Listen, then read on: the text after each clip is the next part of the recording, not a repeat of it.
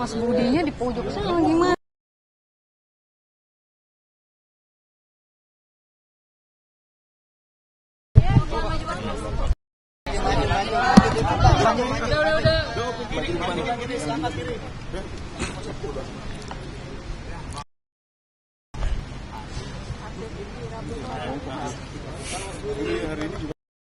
Ya, pagi ini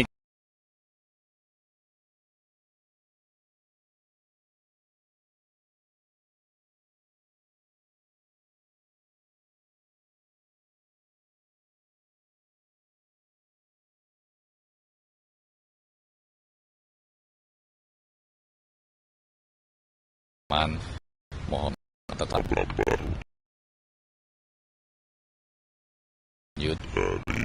surat keputusan rehabilitasi ini. Mas, kendalanya sampai beberapa hari ini apa sih, Mas, surat rehabilitasi? Saya kira tidak ada kendala ya, jadi memang surat sudah kami terima. Kami proses di internal KPK. Ada beberapa proses ya yang sedang berjalan di internal kami, tentu ada hal-hal administratif harus kami lakukan ya, untuk nanti kemudian melakukan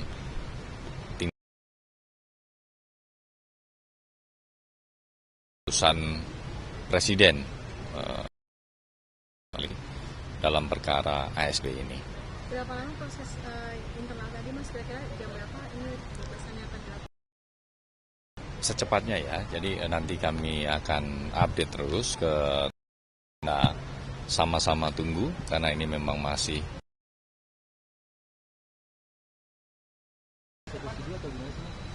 ya, termasuk itu nanti kami akan pelajari ya surat keputusan rehabilitasi itu seperti apa ya.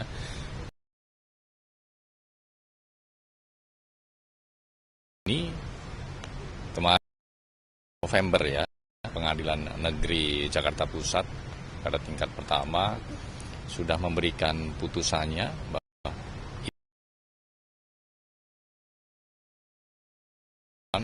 terbukti bersalah dalam perkara akuisisi PT ASDP.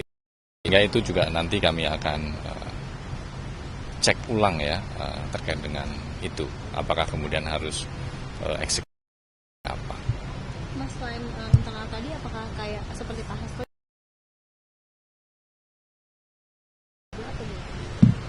Ya nanti proses detailnya ya. Penanganan haji ini kan masih berlanjut nih. Nah, nanti apakah Bu Ira masih Terkait dengan perkara ASDP,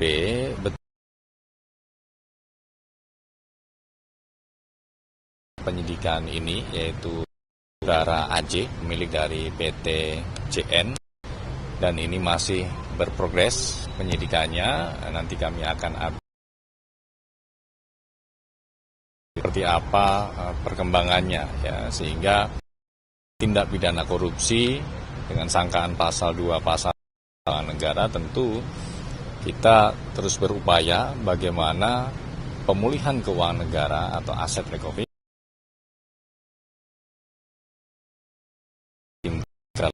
ini tetap tim.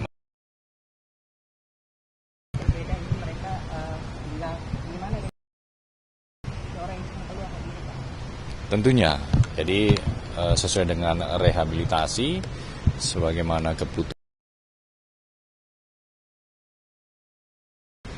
Kami akan menindaklanjuti terhadap. Mas, ini kan dalam tahanan KPK yang lepas. Ini Presiden berupaya untuk pemberantasan korupsi. Yang pertama kami sampaikan,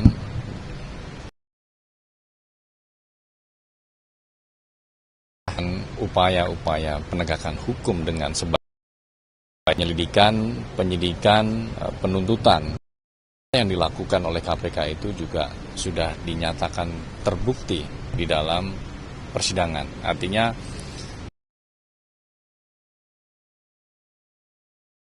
apa yang dilakukan oleh KPK tidak ada firm ya, semuanya firm. Baik proses di mana prosedurnya sudah diputuskan juga di dalam sidang, telah menyatakan bahwa seluruh aspek formil dalam perkara ini dinyatakan sah, begitu, termasuk tersangkanya. Demikian halnya pada aspek material, ya, bahwa tanggal 20 November kemarin pertama juga sudah menyatakan, ya, artinya apa yang sudah dilakukan oleh KPK, penyidikan, baik aspek formil maupun materialnya sudah terpenuhi. Jadi secara dimensi hukum ini patut-patutnya. Pak, jadi penegasan hari ini untuk kejadian semua dikeluarkan hari ini, Pak? Ya, ini kami akan proses secepatnya. Jadi memang ada hal-hal administratif juga yang kemudian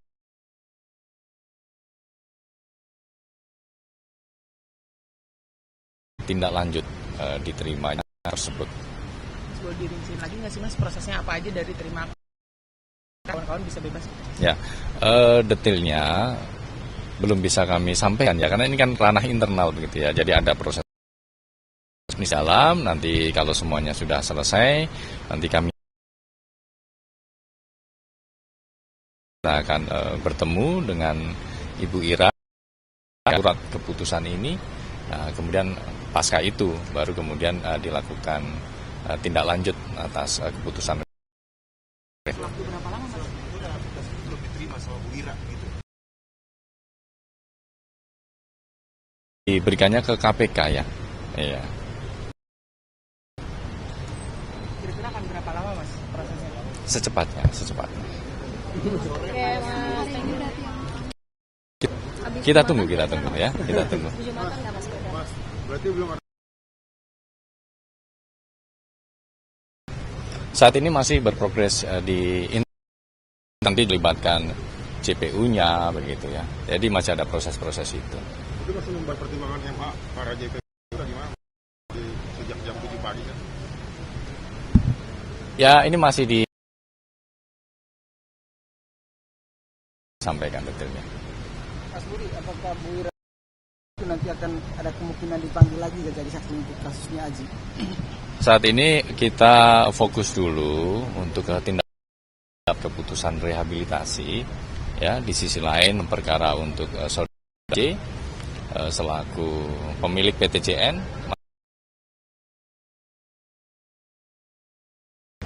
ikuti perkembangannya nanti seperti apa. Ada kemungkinan dipanggil? Kita lihat nanti ya kebutuhan. Progresnya sejauh ini seperti apa sih Mas? Untuk Progres apa? Penanganan di sini. Progresnya positif, ya. Sudah kali juga sudah dipanggil, namun memang karena kondisi kesehatan saat ini yang bersangkutan masih dibantahkan. Ada lagi? Ya.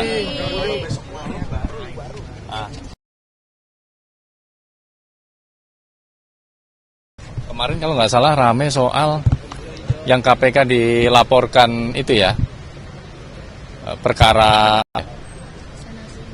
Hasan, iya, perkara. Teman-teman sudah terinfo juga itu, ya. Ya, kami mendapatkan informasi yang beredar di media adanya kepada KPK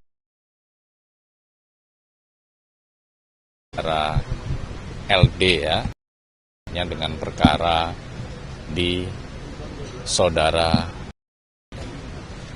Nanti kami akan cek apakah sudah ada pemberitahuan secara resmi ya terkait dengan pelapor. Karena kami sampai saat ini masih menerima informasi itu dari media. Namun kami perlu perkara HH ini, KPK melakukan penyitaan terhadap sejumlah dokumen.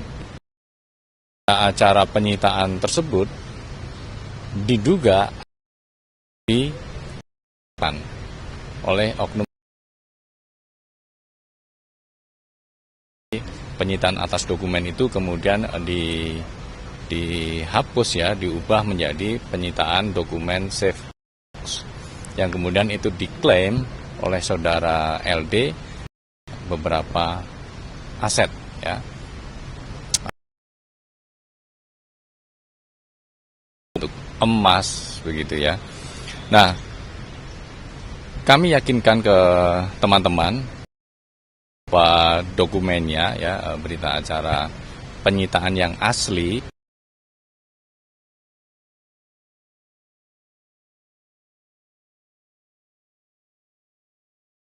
dokumen yang diduga dipalsukan oleh oknum-oknum tertentu, bahwa ada begitu keterangannya penyitaan atas dokumen safe deposit.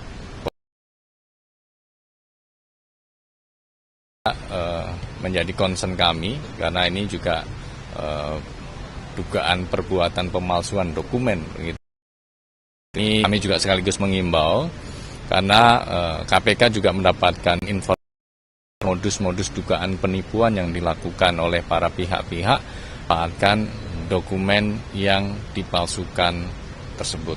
Ya, kami sekaligus mengimbau masyarakat melalui media untuk memberikan edukasi agar selalu hati-hati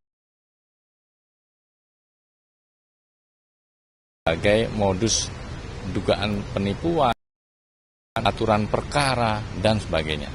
Ya. Seluruh penanganan perkara di KPK kami terbuka secara menyampaikan perkembangannya ke media supaya masyarakat memantau sekaligus mengawasi ya seperti apa perjalanan penegakan hukum di KPK, termasuk terkait dengan perkara ASDP ini. Kami dari awal setiap perkembangannya dari penyidikan apa saja yang menjadi perbuatan melawan hukum dari para terdakwa jelaskan ya. Ada beberapa poin ya seperti ada aturan-aturan yang kemudian sengaja diubah, dengan akuisisi, kemudian aturan itu dikembalikan lagi, ya, terkait dengan valuasi atau penilaian kapal. Sudah ada kesepakatan di awal tanpa melalui penilaian oleh KJPP terlebih dahulu. KJPP dalam menilai atau memvaluasi kapal itu hanya stempel saja ketika kesepakatan harga sudah awal. Demikian juga terkait dengan due diligence-nya, bahwa ini tidak hanya soal pembeli, tapi ini akuisisi perusahaan, sehingga harus memperhitungkan bagaimana kondisi perusahaan, bagaimana kondisi keuangannya, bagaimana kondisi kewajiban atau hutangnya, yang kemudian ternyata kami mendapatkan temuan bahwa masih banyak kewajiban tanggung oleh PTJN ini, yang tentunya setelah diakuisisi menjadi tanggung ya. Ada biaya reparasi kapal, ada tunggakan pajak, ada biaya trayek yang beberapa tahun sebelumnya. Nah, itu kan kemudian menjadi tanggungan dari PT ASD.